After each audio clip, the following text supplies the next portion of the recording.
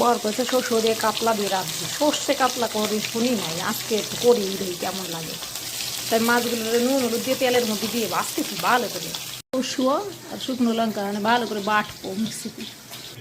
মাছ ভেজে তুলে নিয়েছি আর সর্ষে এই যে ছেঁকনি দিয়ে ছেঁকে নিয়েছি বাটার পরে। মাছ ভাজা কড়াইতেই এই সর্ষেটা দিয়ে দিলাম, সর্ষে আর লঙ্কা। তোর মধ্যে এখানে নুন দিলাম আর হলুদ দিলাম, দিয়ে ভালো করে নাড়াচাড়া দিয়ে কষাই নেব।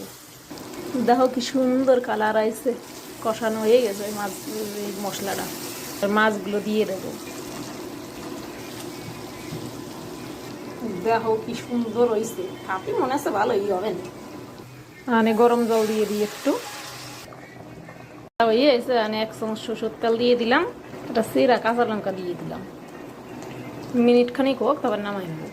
1 মিনিট হয়ে গেছে, এবার নামাই নেবো। কেমন সুন্দর হয়েছে দেখো, খাইয়ে সেই লাগবে না আমার মনে হচ্ছে।